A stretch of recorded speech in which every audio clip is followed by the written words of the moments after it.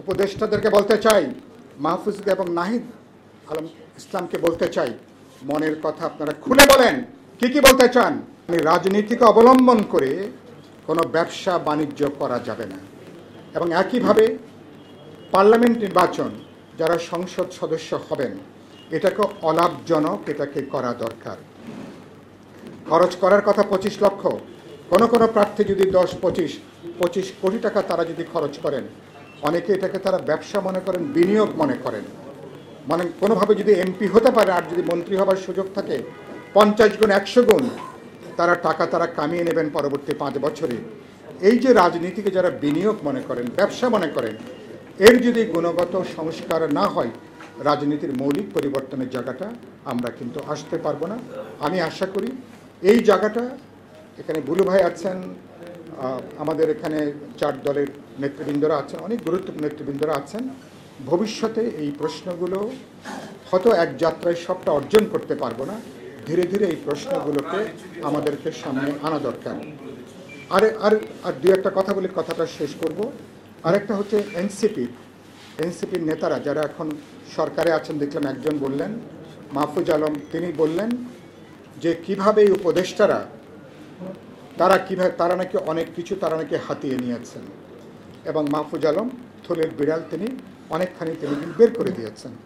গত পরশু দিন দেখলাম নাহিদ আলম, তরুণদের দল, এবং নাহিদ যেটা বললেন, উপদেষ্টারা নাকি তাদের সাথে বেইমানি করেছেন, উপদেষ্টারা নাকি তাদের সাথে প্রতারণা করেছেন, এবং একই সাথে তিনি বললেন অনেক উপদেষ্টারা তারা নাকি ইতিমধ্যেই তাদের নাকি আখের তারা নাকি গুছিয়ে ফেলেছেন। নিশ্চয় আমি নাহিদ ইসলামকে বলতে চাই বা তরুণদেরকে বলতে চাই, এর দায়িত্ব নিশ্চয়ই আপনাদেরকে বহন করতে হবে। কারণ প্রফেসর ইউনূস নিজেই সাক্ষী দিয়েছেন যে আপনারা এই সরকারকে আপনারা নিযুক্ত করেছেন। এই কথা বলে এখন দায় মুক্তি পাবার বা দায় মুক্তি নেবার কোনো সুযোগ নেই। এই সরকারের আগামী পার্লামেন্টে, বুলু ভাই আছেন, নিশ্চয় একমত হবেন, আগামী পার্লামেন্টে বা আগামী সরকারের কাছে এই 14, 15, 16 মাসের যাবতীয় কাজের কিন্তু জবাবদিহি করবার কিন্তু প্রশ্ন আছে ভবিষ্যতে। তাদের সমস্ত কাজগুলোকে পার্লামেন্টকে কিন্তু র্যাটিফাই করতে হবে, পার্লামেন্টকে একভাবে কিন্তু জায়েজ করতে হবে।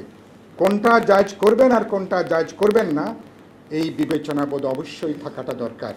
ফলে আজকে তরুণরা তারা যে প্রস্তাবটা তারা যেটা হাজির করছেন, উপদেষ্টাতে দুর্নীতি সম্পর্কে, স্বজনপ্রীতি সম্পর্কে, বদলি, বিনিয়োগ, ঠিকাদারি, কন্ট্রাক্টারি, ব্যবসা বাণিজ্য, এগুলো সম্পর্কে ইতিমধ্যেই তারা কেবলমাত্র কথা বলতে শুরু করেছেন।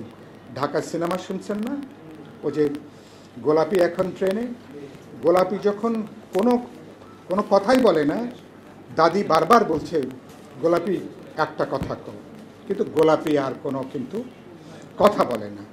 এই বলতে বলতে দাদি পরে বিরক্ত হয়ে বলছে, গোলাপি মনের কথা খুলে কও।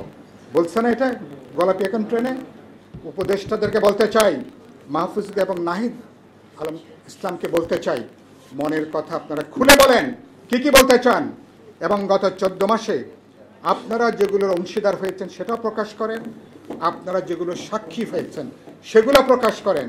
কারণ এর তো একটা শ্বেতপত্র লাগবে। আমরা আপনাদেরকে যে বিপুল প্রত্যাশা নিয়ে বিএনপি, গণতন্ত্র মঞ্চ, এই যে গণতান্ত্রিক বামঐক্য জীবন বাজি রেখে আমরা যারা রাজপথে ছিলাম, তাহলে আমরা তো নিশ্চয়ই এই ধরনের একটা ব্যবস্থার জন্য আমরা রক্ত দিই নাই। সেজন্য বলতে চাই, মনের কথা খুলে বলেন, যা থলির মধ্যে আছে থলির সবগুলো বিড়ালকে বের করে দেন, প্রকাশ করেন।